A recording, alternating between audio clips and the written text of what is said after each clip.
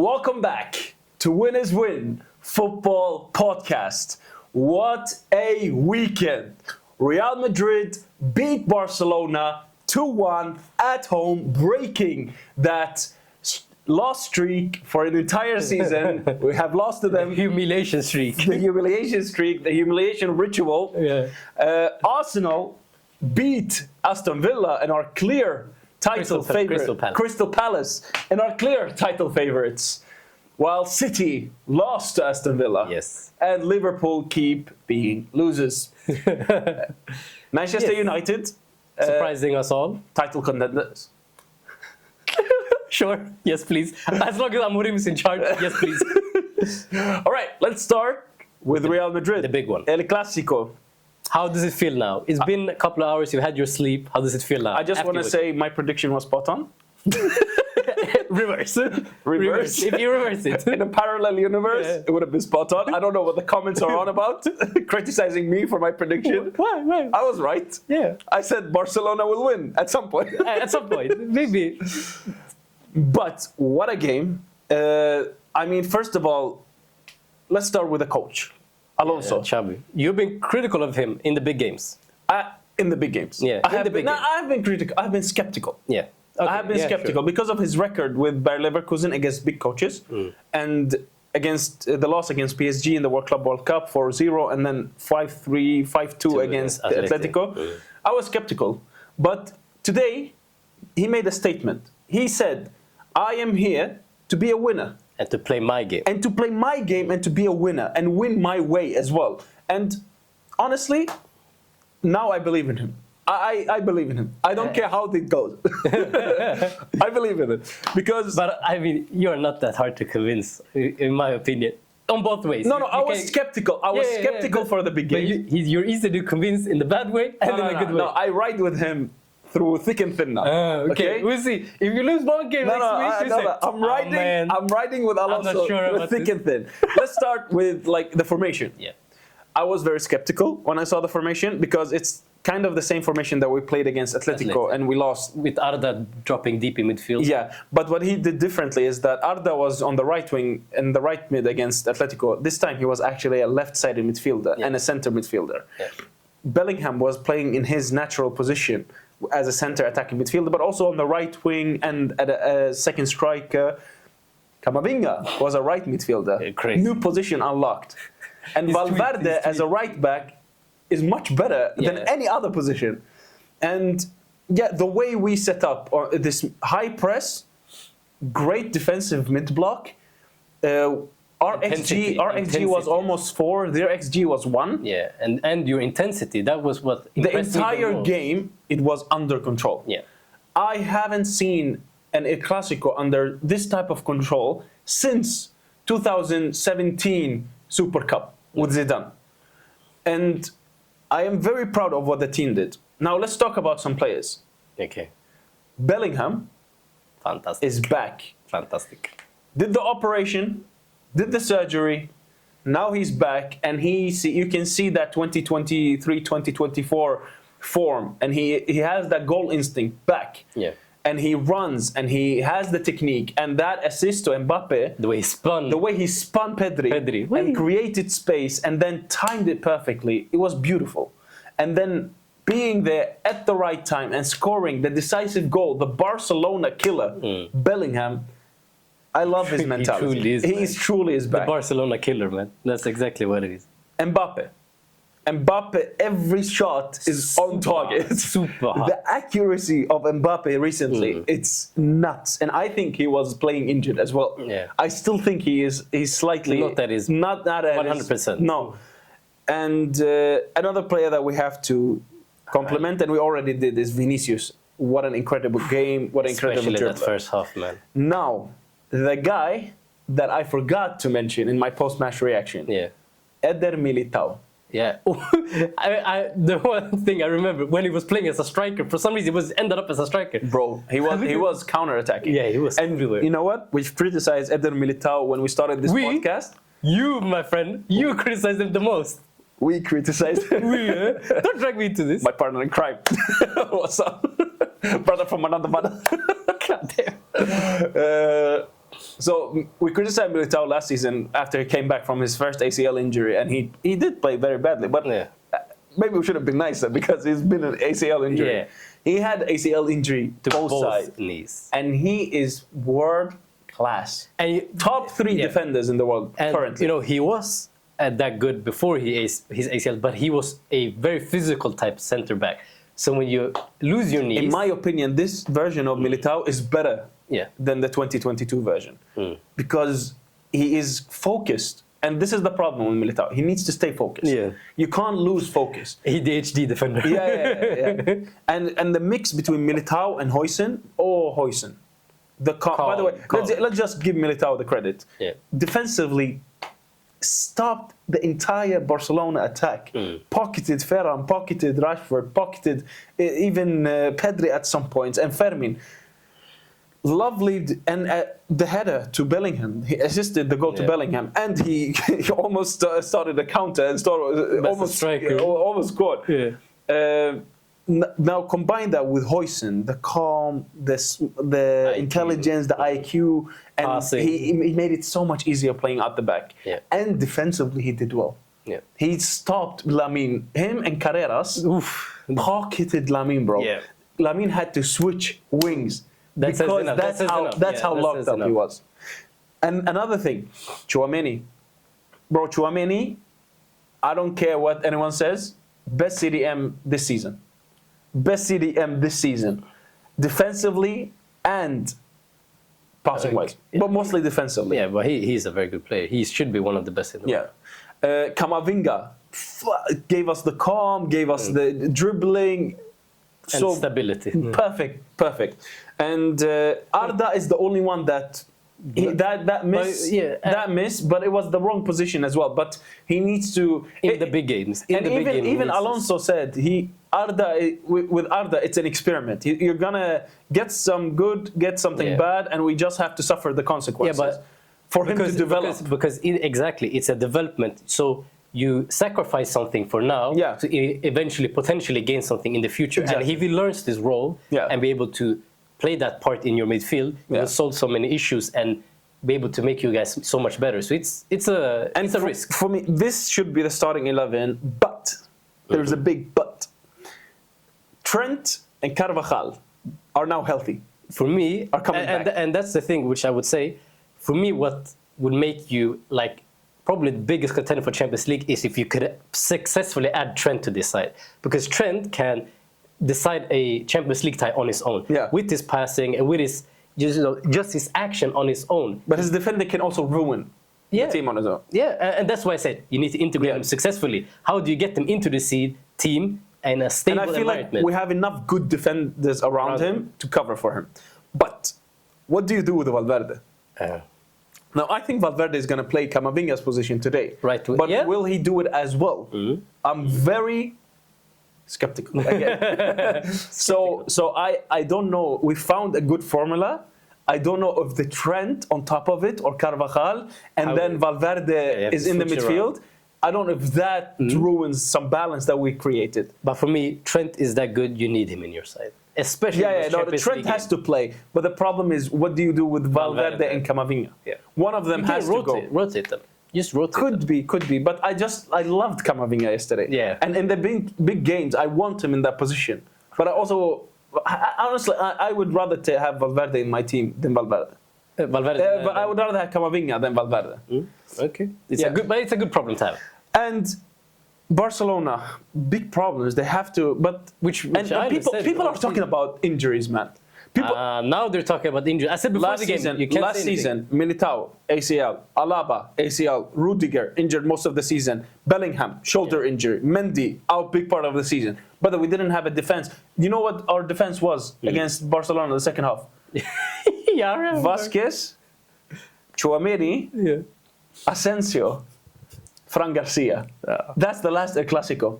So talk to me about injuries. But nobody mentioned injuries when they were winning. Now they're mentioning it. Yeah, but for me, I think injuries are a relevant talking point always, because that determines what you can do. Okay, but we don't have a right back. They don't have Rafinha and Juan Garcia. And Chesney was really good yesterday. Yeah, he was good. But I'm just saying, I think it's give context to the team. But for me, the problem with Barca is not the injuries. It's the high line. It's the high line and the lack of depth in that. Or they didn't replace Inigo Martinez. For me, that's the. I cannot understand why they never replaced. Eric Garcia is their starting centre back. That's not logical. No. And he doesn't trust Araujo enough. And that for me is not an injury thing. That's a personal thing. That's a poor planning thing from the squad, from the team, the structure. Yeah. So for me, sucks to suck, I say. All right, that's enough of the Clásico. Yeah. 10 minutes in. Arsenal FC. Yeah, 1-0 to the Arsenal. You know, you said, like Sweden, we need to build on our culture, our history. You know, have a chant, 1-0 to the Arsenal. Because back in the day, we used to always win 1-0. I love that. History, tradition. Yeah. We usually, we've been a good defensive side. It was Wenger to switch it up a bit. Yeah. 1-0. Great defensive performance, and you know I like what someone said. And Arteta said we are, in my opinion, the best team in the world. Go ahead. No. He the said biggest club in the world. In my opinion, Arsenal is the biggest club in the world. In what sense? The biggest club hasn't won a single Champions League. That's fucking crazy. Yeah. But isn't even the second most titles in his own league? Tell me how is it the best? There is nothing. Why do you get so provoked? Because we're the biggest club in the world. Just because you won a couple of games this season. Look, brother, you haven't won the league title since 2004. How stupid! How deluded! How deluded! Just because you're loud doesn't mean you're right. Zero league titles since 2004, and he thinks he's the biggest club in the world. So why do you get so provoked? Why do you get so worked up about it? Because he's stupid. He's delusional. That's what annoys me about Arteta. Something about biggest club in the world. Real Madrid fans, tiny. Brother, no. This is the first time he comments something that annoys me about Real Madrid. He's just a delusional character. Of course, every football player. No, but this guy is way more than anyone else. No. Every football player at the top level has to be delusional. He's not a football player, he's a manager. Okay, but you know what I mean. He's playing at the highest level in football. He's managing at the highest level. He's working there. So you have to be delusional. Because, like you said, sometimes you need to ride out the storm. But you need to sometimes just be delusional enough and believe that you Guardiola would say that we are the biggest club in the world? But Guardiola is different. Why? Guardiola is different. Okay, you know what? Do you know what Guardiola does instead? Yeah. He talks about the other team. Yeah, this guy is the best player in the world. Exactly. That's how he should. And he talks about like the worst league team in the Klopp. Has he said that Liverpool is the biggest club in the world? Okay, no, because he says we are a special environment. That's how he compliments Liverpool. Even in the podcast I watched with the CEO, Diary of a CEO, he says you have to know how special of a club it is. But he doesn't say it's the biggest club in the world because he knows there is one biggest club in the world. No. Everyone knows. Okay, but everyone knows. There is a reason that Trent leaves Liverpool and goes to Real Madrid when they just won the league.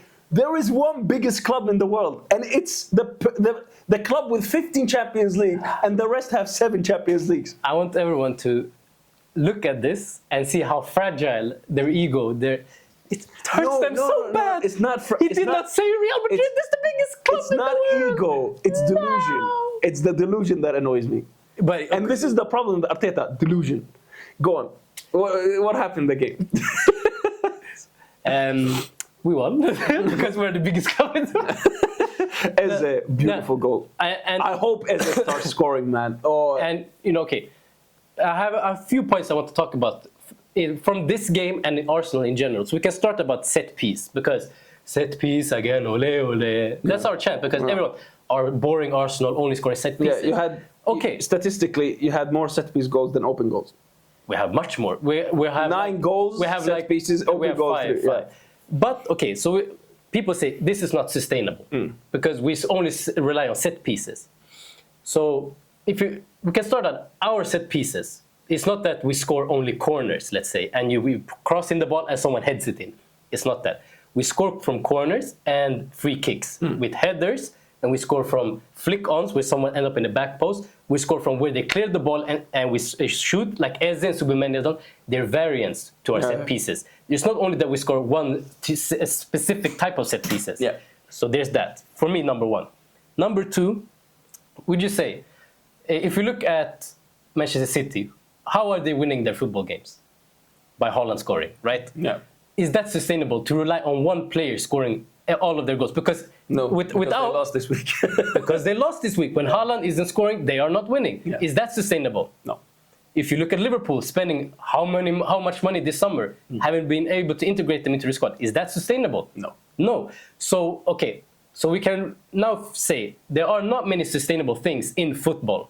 If you really think about it, Haaland is probably one of the best strikers of all time. And you still can't say relying on him is sustainable, in my opinion, because if you look without his goals, Manchester City, the second top scorer is own goals. Yeah. And after that, they have like 1 or 2 goals between them. Arsenal, in our team, what we rely on is our defensive brilliance. On top of it, we are a team. Our top goal scorer is Victor Gyökeres this season with 5 goals. The rest of them have 2, 3, 1. We have in the Premier League, Arsenal and Chelsea have the most different types of goal scorers. Each have 10. So while City rely on Haaland, we rely on our team. We have 10 different goal scorers in the Premier League. And when you look at our defensive numbers, oh boy. The famous saying, attacks wins you games, defense wins you titles. It's perfectly summarized because you look at our defense and the numbers are insane. If you compare, we can compare the attacks in the Premier League. 3 teams have scored 17, Arsenal have 16. Arsenal have conceded 3. The closest one have conceded 7.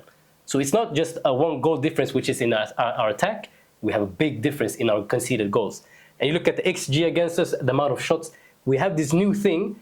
Our defense is so good, we are starting to count how many goals or shots on target we have. Bro, in just this month in the Premier League, we have conceded 2 shots on goal. And one of them I wouldn't even count as a shot on target. That's the way our defense has evolved and gotten us to. That we are not only counting clean sheets, we are counting shots on target. Which is insane. I've never heard anything like that. So for me, the sustainability in this team is the defense. And for me, what is funny, people say, oh, Arteta is a defensive, boring manager. While we still have the highest line in the world and presses one of the highest pressing sides in the world. The teams that we played now, we press them from their goal kicks. No team, a defensive side, in my opinion, would sit back. They're not a defensive side. They're not a defensive side. Exactly. I wouldn't say. And I don't know why people criticize set pieces. It's if you play against a low block, set pieces is a weapon. And you can see it against Atletico. We back and forth. We fought. We scored a set piece. Now what do they have to do? They have to attack us because they want to win the game. Every team wants to win the game. So what happens? They start to open up. We get our space and we score. 1, 2, 3, 4. And that's the thing. The set pieces are what unlocks the games for us. And after that, teams can't do anything. They're saying, if we don't score, nobody's scoring. And as soon as we get our set piece goal or anything like that, the game is open for us. We can decide however we want because now teams have to attack us. And when they have to attack us, it's over for them. We can see it against Manchester City last season. They tried to attack us. We ended up putting 5 against them. And people have said, okay, why are Arsenal this so boring now? 3 seasons ago, when we started playing this great football, team didn't respect us. They left space open. They did like, okay, we don't. Okay, now we say, it's a serious team. Maybe we need to defend a bit more. People started taking us seriously. We scored less goals, but we still kept up with this thing. And now what do teams do? I wouldn't say that we are boring. I would say most opponents are boring because they know if we don't defend in this mid or low block, we're going to get crushed by this team. So it's not that. And the proof for me in this is that after the Manchester City game, everyone was like, Pep is a genius. He defended so well. He put down. But afterwards, when John Stone was at England, he was like, yeah, we didn't plan this. We couldn't do anything. We didn't know what to do because they came coming at us and we just retreated because we felt like we couldn't do anything else. So I think City are kind of masking the fact that they're playing more direct transitional football. And I think Pep Linders is kind of like adding to that philosophy. Yeah. And it failed this week against Aston Villa. But one last thing about Arsenal. Despite all the criticism and all my hate towards Arteta, in my opinion, this season, you and PSG are the best teams in Europe. The most complete. Yeah. And for me, also the Champions League favorites. And it's going to be difficult to beat this Arsenal side because you are good defensively, you're good in attacking. I don't see any weaknesses. Yeah, maybe the left wing, but even left wing can. Now Martinelli is on form. Yeah, he's scoring. So Now the Premier League. The Premier League. Oh boy, oh boy. City lost Aston City Villa. lost Aston Villa. It's a Haaland. curse, that stadium. Yeah. Every time City lose. And I watched. Except the one time Arsenal needed them to lose. Yeah. And then they missed all their chances, ended up winning, and they won the league. So, I mean, City, it's a tough one. They're still not, I don't feel like they're not back. They're just not that same City side. Yeah, because for me, And they are the title contenders. I which would tells say you- so as well. Which is a problem. Because Arsenal will it's win a the problem league. for the league, yeah, because we are looking Arsenal good. are winning the league. Because we are looking good. Okay, I have to say just one more thing about Arsenal, which I forget. And people complaining about the open play XG and everything. I want to say, last season against Fulham, West Ham, Fulham, Newcastle, and Crystal Palace, which we played, we got 2 points against them. This season we got 12. The season before that, we got 3 points. So this is a big improvement. Oh, I don't care. At the end of the day, Win is win. we need to win. Yeah. That's all we need to win. Yeah. And okay, Bro, and no, it's fine. It's fine. You can win anyway, as long as you win. yeah, and I think Crystal Palace will be a problem for most big teams. Yeah. I think they are an exceptional side. Yeah. I mean, I was so impressed by them. Now I'm sounding like Guardiola, praising the opponent when we beat them. But oh my God, they are so good. Mateta is a fantastic striker. Yeah. I think he would be great for most teams. Glasser, great coach. But this City side, without Rodri and without any CDM, is the problem. It doesn't work. Yeah, and I think that City side, because they used to have like the best in different positions. You had Gundogan, you had Rodri. Yeah, I look at the and starting now 11, I'm like... people, they're just, they're okay, Yeah. but nobody is exceptional. Yeah. Like, okay, Doku. And the system is not covering up for the for the individuals either. And so the next team that is supposed to be a title contender, the title favorite, Liverpool, the former champions. is just, it's a crisis. Yeah, big crisis. Because, and I felt like, okay, maybe against Frankfurt, they got their win that would maybe get them out of their slump. Yeah. But the teams have figured out how to play against Liverpool. They know, just hit the long balls, Yeah. big intensity, and you can win against them. And No, it's a problem. It's a problem. And I don't know how you can fix it. I watched that podcast for the Klopp podcast. yeah. And it sounds to me that Klopp just prepared the best possible team for Arne Slot, and Arne Slot just basically took it and fine-tuned it. Yeah, and now he still has to rebuild. And now he has to use. You never know. He team. maybe can do better next season, but right now it's just a free fall. Yeah, because I think Liverpool are. I said it before the summer. They need to do exceptionally well in this transfer window. And they did. But they didn't really cover the midfield. I felt like they didn't replace Trent. Yeah. That was I thought maybe Wirtz would be good enough to do it. Yeah. But I think like maybe they paid too much for. I don't think he's a 120 million pound Or player. maybe was Alonso that good of a manager? Maybe. But then again, as soon as he played against Bundesliga opposition, 2 assists. Yeah. So, but I feel like the losing Trent was bigger than what they expected. And of course, Salah had such a good year last season. It was difficult that he's going to have such a good season again. Not that I'm saying it's impossible for him, but he was that good. It's going to be difficult. On top of that, but man, football changes. Like quick. Like a team that doesn't play well in the beginning of the season, like PSG last season. PSG last season. And then they turn into the best team in Europe in the second half of the season. You never know what happens around February. Exactly. So this could all of a sudden click and then they win the Champions League. That could be true. Yeah. But for the league, I feel like there have been too many losses the league now. I think they're too far I don't behind. think in the Premier League, I don't think any team has won with more than 4 losses. Yeah, I don't think Arteta loses that many points with this team. Yeah, I think we're that stable that we shouldn't lose. No, I think the title is 80%. But what I don't like is people saying if we don't win it, we are bottling it. Yes. Bro, come on. Yes, bro. There is no title contender. City are shit, Liverpool are shit. Okay, but there is no title contender, right. And you have made all the possible purchases. Your team is perfect.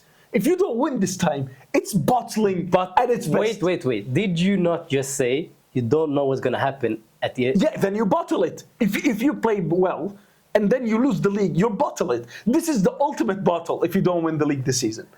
This is the year. This is the year to win it. I agree. Yeah. I agree. And if you don't win it, it's bottling. But I don't like. How can you say it's a bottle? The only way you can lose this is by bottling. Listen, we're not even a quarter through the league campaign. How can you bottle something this early? Because you don't have any title contenders. You really, City are in a new generation. They're not looking good. They're looking leaky. Liverpool are looking horrendous. Yep. Chelsea are looking leaky as well. Who are your title contenders? Literally, if you don't win this season, who is our title you're 5 points ahead. You know who's our title contenders? Yeah. Ourselves. That's the bottling. That is the definition of bottling. I'm just joking. But I don't like because it's a term itself. Of course, I expect us to win. We need to win this because, like you said, and if you don't win it, it's a failure. You bottle. It's not a bottle. It's a bottle. No. I'm not it's a bottle because you are favorites. You have it in your hand, and then you lose it. You bottled. No. Okay, but we had to look at the rest of the Premier League because United, Manchester United, Man United. I mean, it's insane where they are right now. Is it 3 wins in a row? Please, 2 more. 2 more. You know what's going to happen? You know what's going to happen? I feel sorry for him. You know what's going to happen? They're going to win the next game. And then they're going to lose the And then against the pressure on the squad to win that game is going to be so much. They go capitulate. I have thought of it. Arteta has Amorim has to go in the motivational speech. Yeah. He's like, we do it for you. Do you see what you have done? Listen, we need to fix this.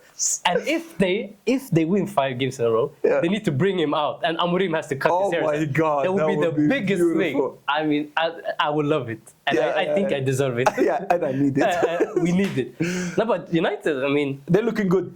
They are playing well as well. And you know who's looking good? Sesko. I mean, this guy is looking very good for them. Compared to Mr. Victor over here. But, and that's what I've said, they have such good quality in that squad, they should be playing better. And now Casemiro is looking better. Because he doesn't have to do any type of build-up. He just break it up, pass it around. Yeah, and he's kind of playing like Dalot as more of a left back, so Diallo can be more attacking. And, you know, we have to look at the league table, because the league table in Premier League right now is insane. Yeah. So at first we have Arsenal. At second, we have Bournemouth, which I predicted to be at the bottom because I felt like they sold so many of their players, but Semenyo's on the next level. Iraola's very good. Third, Tottenham. I said it would be good this season, but fourth, Sunderland. Promoted teams, which is insanely good. Fifth, Manchester City. And sixth, Manchester United, with Liverpool at 7. Crazy. Brother, Liverpool. Where's Chelsea? Chelsea at 9. You said they were going to win a title this year. They have Chelsea in 9 games, 4 wins, 2 draws, and 3 losses already. Jeez. You have Newcastle at 12. So, I mean, there are so many incredible things. All right. It's going to be an interesting it's going to be season. Well, it's not really. Arsenal are going to win it. But I'm happy for a Clasico at least. Yeah, at least there's that. So let's meet in the Champions League. The players can rest this week. Let's meet in the Champions League and see who's the best. All right. It's been fun. It's been real. Ciao.